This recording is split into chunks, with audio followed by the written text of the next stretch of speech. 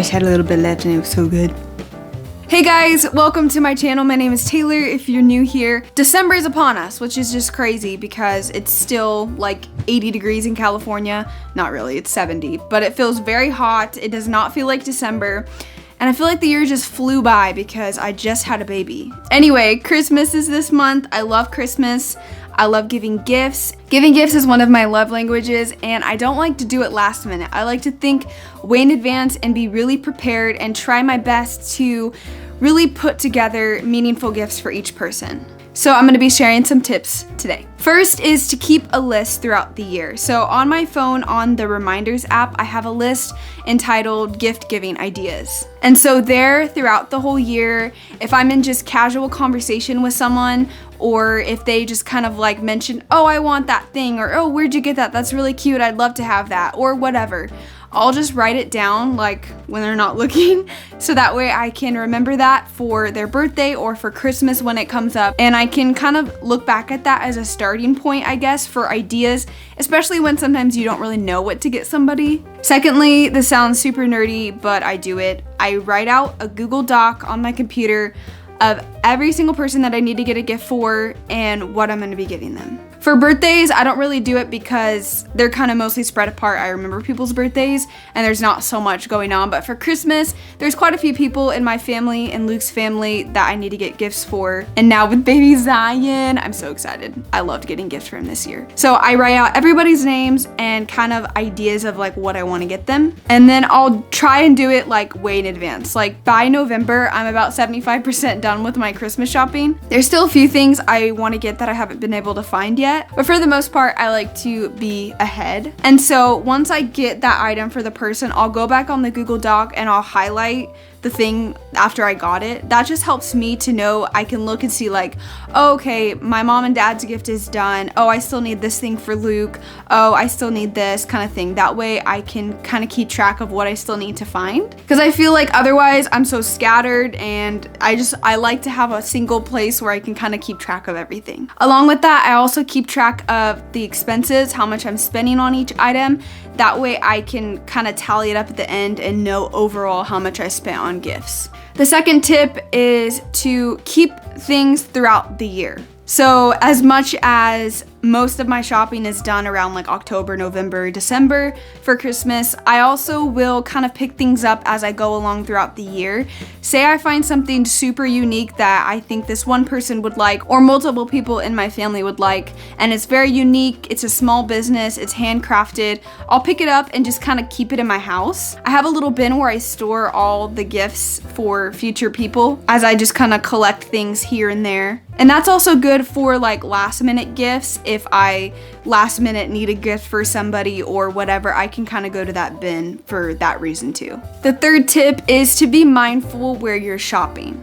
I would highly recommend shopping local for one. It's really good to give back to your community and to put your money back into your community. Secondly, small businesses, all for that. I love supporting small businesses. And thirdly, don't be afraid to shop secondhand. This is something that I just recently started doing, and I've found some really cool things at thrift stores. Also, Poshmark, Mercari, eBay, there's a ton of different websites where you can look for things secondhand. And going back to shopping local small businesses, I think a handcrafted, unique item is so much more meaningful and just beautiful and functional, and it'll last longer than something that you just pick up at a department store, which really they don't even need your money anyway. They're good. Look out for local markets. I love going to local markets, farmers markets, and there's also like a main street at the town that I live nearby, and they have a bunch of cool little shops and things there too, so I always check there first. And if I can't find something in person, I also shop online,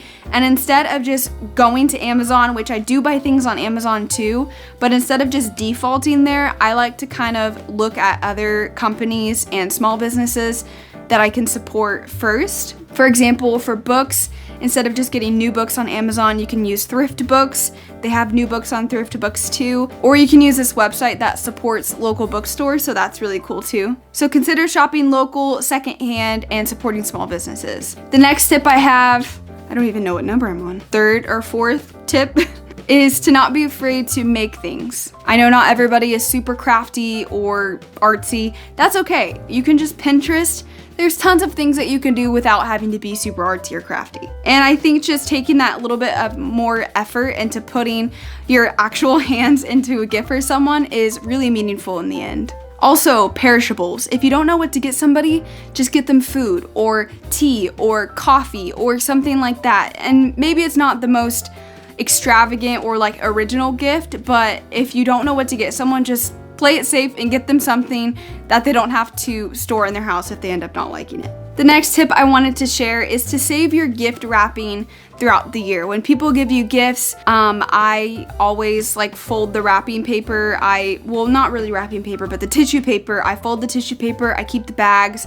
When I go shopping at local places, 80% of the time they'll give you like a free little bag, or you can say, oh, can you wrap that for me? And you get free tissue paper and a free bag. Yes, I'm beating the system. I don't buy any kind of gift wrapping supplies.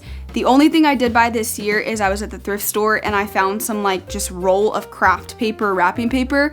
I picked it up for like $2. That'll be good enough for all of my Christmas presents, if not for next year too. You can also use like towels or like tote bags or something like that you can kind of like wrap the gift with another gift. So that's cool. I really like doing that too. Just trying to like cut back, save money, and just reuse things instead of having to buy stuff and just like throw it away after one-time use. I hope these tips helped you guys. Be sure to give this video a thumbs up if you liked it. Subscribe to see more tiny house, minimalism, intentional living content. Follow me on Instagram, and Merry Christmas and happy gift giving.